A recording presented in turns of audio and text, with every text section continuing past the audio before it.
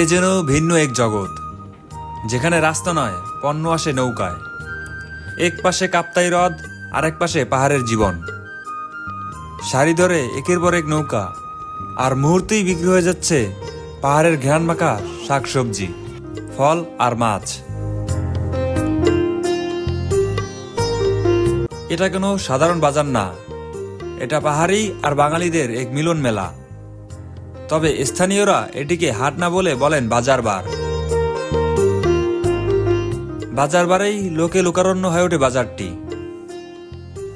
এখন আছি আমি রাঙামাটির বনরূপা বাজারের সমতা ঘাটে। আমার চারপাশেই দেখতে পাচ্ছেন শুধু নৌকো আর নৌকো। আজ আপনাদের জন্য নিয়ে এসেছি রাঙামাটির প্রাণকেন্দ্র সমতা ঘাটের বনরূপা বাজারে। বাজার দেখতে দেখতে কখন যে মনের অজান্তে বাজার করতে শুরু করলাম তা নিজেও জানি না।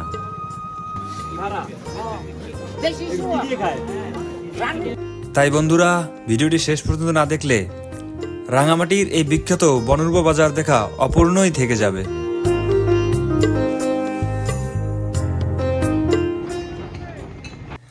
বিখ্যাত এই বনরূপা বাজারের সৌন্দর্য উপভোগ করার জন্য আজকে আমাদের সর্বপ্রথম গন্তব্য রাঙামাটি। ঢাকা অথবা দেশের যে কোনো প্রান্ত থেকে রাঙামাটি রুটের যে কোনো বাসে করে চলে আসতে পারেন এই রাঙামাটি শহর। আজকে আমি যাত্রা করেছি ঢাকা ফকিরাপুল বাস স্ট্যান্ড থেকে রাত 10টা 30 মিনিটের সৌদি পরিবহনের একটি নন এসি বাসে করে। ঢাকা থেকে রাঙামাটি শহর পর্যন্ত নন এসি বাসের ভাড়া পড়েছিল জনপ্রতি 900 টাকা করে। আপনারা যদি চান এসি বাসেও যেতে পারেন, সেক্ষেত্রে বাস গাড়ি বেঁধে ভাড়া পড়বে 1500 থেকে 1800 টাকা পর্যন্ত। যাত্রাপথে আমাদের বাস যাত্রাবিরতি দিয়েছিল মিয়া বাজার 14 গ্রাম কুমিল্লা টাইম স্কয়ারে। 20 মিনিটের এই যাত্রাবিরতিতে আপনারা চাইলে রাতের খাবার এখান থেকে সেরে নিতে পারেন। তবে হাইওয়ে হোটেলগুলোতে খাবারের দাম তুলনামূলক কিছুটা বেশি হয়। খাওয়ার আগে অবশ্যই খাবারের মূল্য জিজ্ঞেস করে নেবেন। জেনে রাখা ভালো, ঢাকা টু রাঙামাটির দূরত্ব প্রায় 306 কিলোমিটার। সবকিছু ঠিক থাকলে বাস আপনাকে সকাল 6:30 থেকে 7টার ভিতর রাঙামাটি বাস স্টপে নামিয়ে দিবে। সকালে বাস থেকে নামার পর আপনারা রাঙামাটির যে কোনো র্যান্ডম হোটেল থেকে নাস্তা করে নিতে পারেন। তাই সকাল সকাল রাঙামাটির খাজা হোটেল থেকে নাস্তা করে নিলাম। নাস্তা শেষ করে চলে আসলাম রাঙামাটির লঞ্চ ঘাটে। বন্ধুরা, আমি আছি এখন রাঙামাটির লঞ্চ ঘাটে। এখান থেকে 4টা উপজেলা লঞ্চ যায়। আমার প্রথমে দেখতে পাচ্ছেন লঞ্চ। এই লঞ্চগুলো এখান থেকে ছেড়ে 4টা উপজেলা লঞ্চ যায়। উপজেলা 4টি হলো বাঘাইছড়ি, জুরাছড়ি, বরকল, লংগদু। বলে রাখা ভালো, এখান থেকে একেবারে পুরো দিনের জন্য আপনারা ট্রলার ভাড়া নিতে পারেন। সেক্ষেত্রে পুরো দিনের জন্য ভাড়া পড়বে 2000 থেকে 2500 টাকা পর্যন্ত, বা তার কম অথবা বেশি।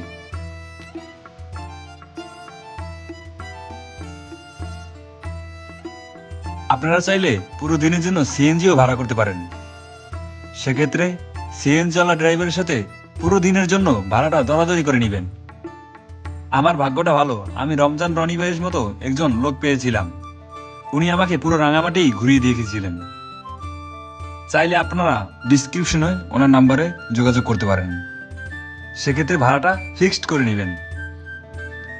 আপনারা চাইলে লোকালভাবে সিএনজিতে করেও বিখ্যাত এই বনরূপা বাজারে যেতে পারেন। সেক্ষেত্রে জনপ্রতি ভাড়া লাগবে 15 টাকা করে।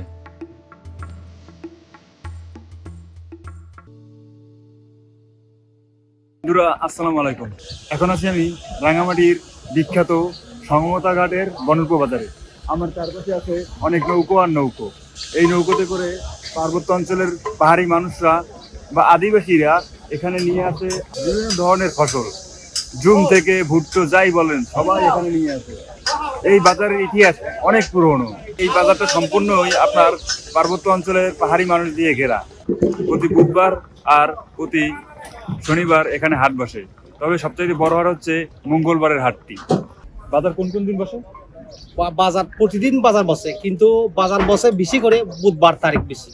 বুধবার বেশি? হ্যাঁ, বুধবার, আর বুধবার, শনিবার, মঙ্গলবার। তিনটা দিন বেশি বাজার বসে আর কি। আর বাজার কি কি ওঠে আপনাদের পাহাড়িতে? আনারস, কাঁঠাল, এই বিভিন্ন মাল আনে আর কি, জামুরা। আপনি তো ভালো বাংলা পারেন কিভাবে? হ্যাঁ, এত ভালো বাংলা পারেন কিভাবে? সারাদিন তো বাঙালির সাথে মিলেমিশে থাকি, বাঙালির সাথে কথাবার্তা বলি, সেই জন্য বোঝাবুঝি হয় কেন। দাদা আপনার নাম? অন্তর চাকমা। অন্তর চাকমা। হ্যাঁ, আপনার সাথে পরিচয় হয়ে অনেক ভালো লাগলো। ঠিক আছে।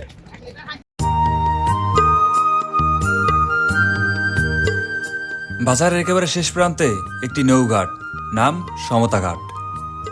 এই ঘাটই বনরূপা বাজারের হৃৎপিণ্ড। ভোর হতেই দূর পাহাড়ি গ্রামগুলো থেকে ইঞ্জিন চালিত নৌকায় নিত্য প্রয়োজনীয় সবকিছু নিয়ে এখানে ভিড় করতে শুরু করে পাহাড়ি নারী ও পুরুষরা।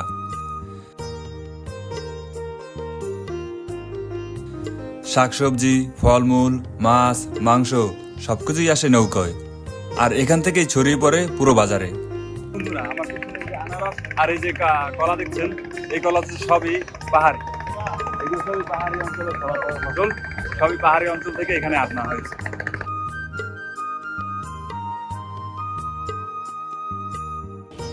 এই বাজারের সবচেয়ে বড় আকর্ষণ পাহাড়ি জুম চাষের ফসল। বাঁশকরল, পুজুক বিচি, তারা, আমিল্যপাতা, যাকে আমরা বলি টক পাতা,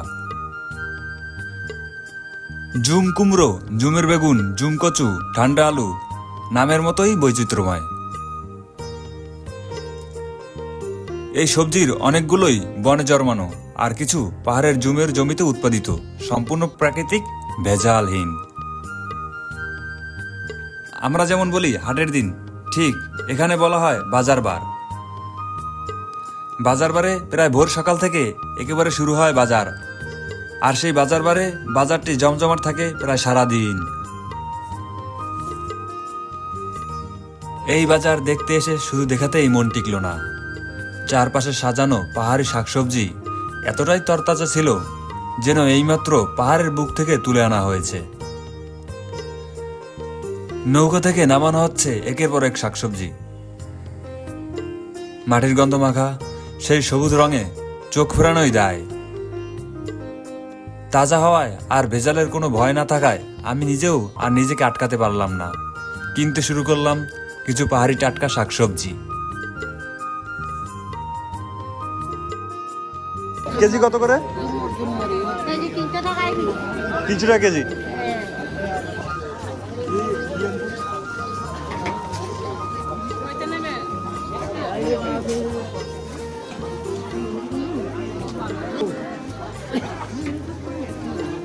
মুটা কত? কুটু কাজি। লাউ দিতে হুটু লাউ দাদি লাউ লাউ লাউ। নাতে হে কথা। দিদি, এগুলো কি পাহাড়ি আমলকি? আলো আমাকে দাও। কত করে? আদা আলু দিবি খাওয়ালো না তুমি। বুঝলাম না। আধা কেজি 30, একটা 20। আধা কেজি দিয়ে দিতো।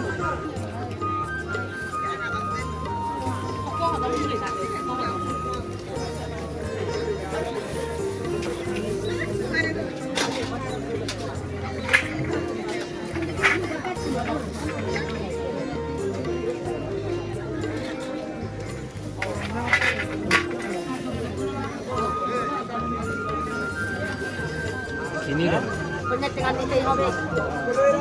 দেখে দেখি তো। রেখে দিলে খাবার করছি। হ্যাঁ। কোনটা ভালো হবে বলুন তো? আমি বলি এগুলো আপনি তো বলে মানে হাসি। আমরা বলি এই দরকার সুমি সিম বলু। এগুলো পুরো হলে একদম নানা নানা খাবে। এগুলো পুরো হলে। খাবার করলে সাদা কিছু সত্তর করে দিতে মানে আপনি আমার আর ভালো দিলে ভালো হইতে চাই। আমি এখান থেকে ঢাকা নিয়ে যাবেন।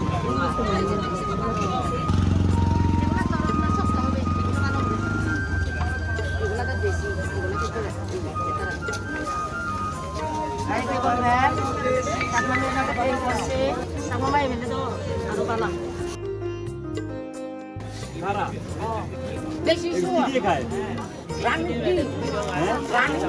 আমার লাইট চলে নাকি কোন তরকারি মানে কোন তরকারি থেকে? সবজি সবজি। বন্ধুরা, এই যে সবজিটা দেখতেছেন, এই সবজিটা আমি প্রথম দেখলাম। এটার নাম হচ্ছে তারা। তারা। বেশি হাই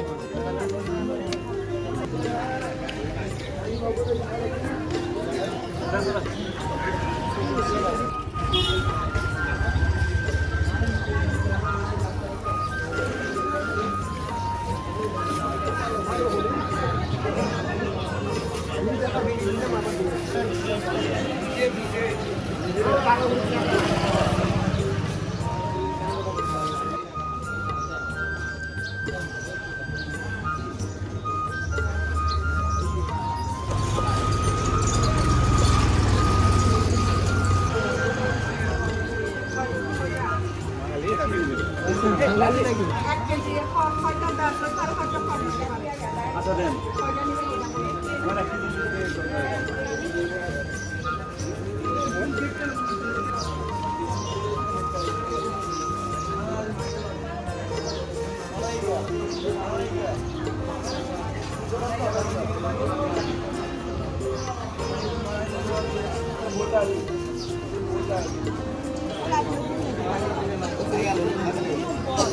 জানদিরি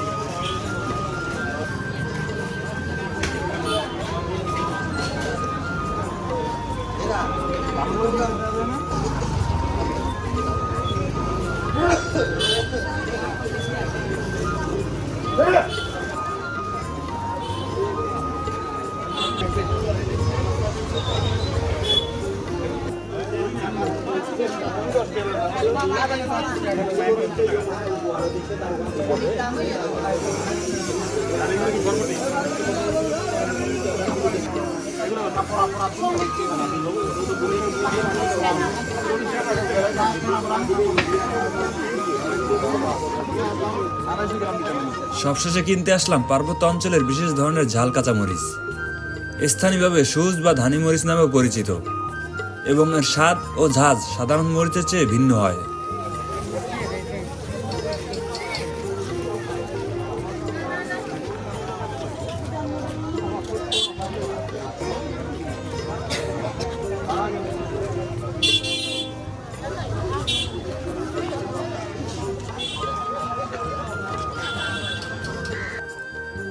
মরিচ কেনা শেষ হতেই চোখে পড়লো আরেকটা ভিন্ন দৃশ্য। দেখি দোকানের চাকমা বিক্রেতারা বাঁশের তৈরি এক ধরনের যন্ত্র ব্যবহার করে ধূমপান করছেন।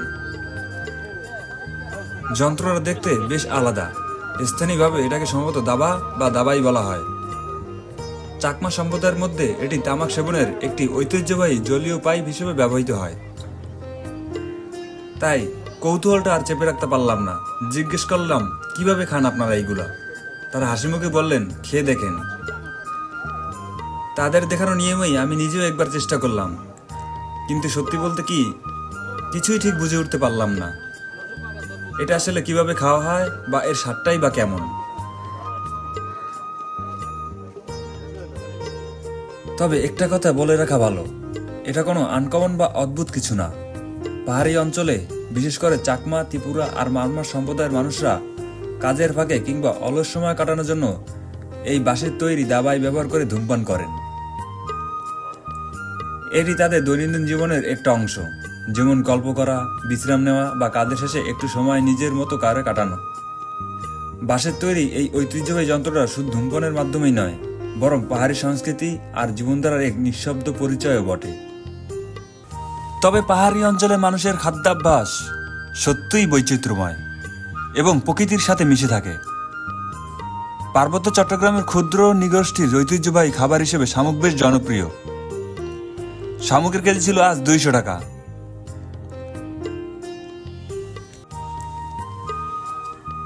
এত কিছুর মাঝেই চোখে পড়ে আরো কিছু আলাদা রকমের পাহাড়ি খাবার, শুকুরের মাংস,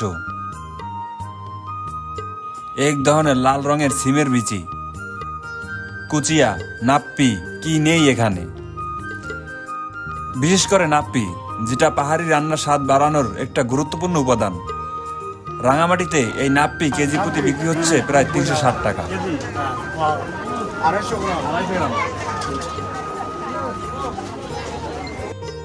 আর পাহাড়ি খাবারের কথা বলতে গেলে শুকুরের মাংস নাম আসবেই। এখানে প্রতি কেজি শুকুরের মাংস বিক্রি হয় প্রায় 550 টাকা দরে। দাদা কত কেজি? 550।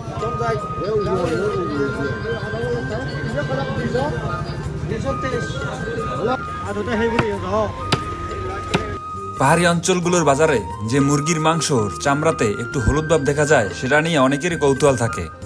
আসলে এর পেছনে একটা নির্দিষ্ট প্রক্রিয়া ও পাহাড়ি সংস্কৃতি জড়িত। এটা কেমিক্যাল বা রং দেওয়া নয়, মূলত 3টি কারণে মুরগির গা হলুদ দেখায়। পাহাড়ি অঞ্চলে মুরগি জবাই করার আগে বা পরে কাঁচা হলুদ বা হলুদের গুঁড়া বাটা, লবণ ও পানি মিশিয়ে মুরগির গায়ে ভালোভাবে মাখানো হয়। এতে মাংস বেশি দিন ভালো থাকে, দুর্গন্ধ কম হয়, জীবাণু কমে, গায়ের চামড়া শক্ত ও চকচকে থাকে। এই প্রক্রিয়াগুলো পাহাড়ি সংস্কৃতির সাথে জড়িত, তাই মুরগিগুলোকে এমন দেখায়। শুটকি মাছ শুধু বাঙালিদের প্রিয় খাবার নয়, পাহাড়ি অঞ্চলের মানুষের কাছেও এটা এক বিশেষ ঐতিহ্যবাহী খাবার। কাপ্তাই হ্রদ আর আশেপাশের জলাশয় থেকে পাওয়া মাছ রোদে শুকিয়ে তৈরি করা হয় এই শুটকি। এর গন্ধ, স্বাদ আর রান্নার ধরন পাহাড়ি খাবারের এক আলাদা পরিচয় বহন করে। বনরূপা বাজারে পাওয়া যায় নানা ধরনের শুটকি, যেগুলো শুধু খাবারই নয়, পাহাড়ি জীবনযাত্রা আর সংস্কৃতির একটি গুরুত্বপূর্ণ অংশ। রাঙামাটির বিখ্যাত বনরূপা বাজার বিশেষ করে মাছের বাজারের জন্য খুবই জনপ্রিয়। এখানে যে মাছগুলো পাওয়া যায় তার বেশিরভাগই আসে কাপ্তাই লেক থেকে। আমি যতটুকু জানতে পেরেছি, এই বাজারে বিক্রি হওয়া বেশিরভাগ মাছই কাপ্তাই লেকের মাছ। মাছগুলো দেখতেও টাটকা আর স্বাদেও থাকে আলাদা একটা অনুভূতি। এই কারণেই রাঙামাটিতে মাছ কিনতে চাইলে মানুষজন ভরসা করে বনরূপা বাজারের দিকেই আসে।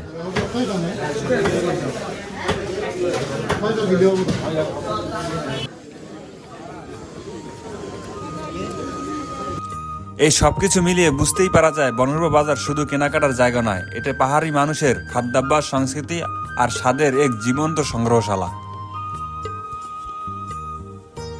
শামুক, শুটকি, নাপ্পি, সিদল এসব পাহাড়ি খাবার এখানকার সংস্কৃতির অংশ। এই বাজারের সবচেয়ে সুন্দর দিক এখানকার মানুষ, চাকমা, মারমা, ত্রিপুরা আর বাঙালি সবাই একসাথে এই বাজারকে প্রাণবন্ত করে তুলেছে। এটা শুধু কেনাবেচার জায়গা নয়, এটা সম্প্রীতির এক উজ্জ্বল উদাহরণ। যদিও বনরূপা বাজার সপ্তাহে 7 দিনই খোলা থাকে, তবু শনি, মঙ্গল ও বুধবার এখানে বসে বাজার বার। এই দিনে দূর পাহাড়ি গ্রামগুলো থেকে মানুষ নেমে আসে নিজেদের উৎপাদিত পণ্য নিয়ে। এই বাজার বারেই বনরূপা হয়ে ওঠে লোকারণ্য ভরা এক উৎসব।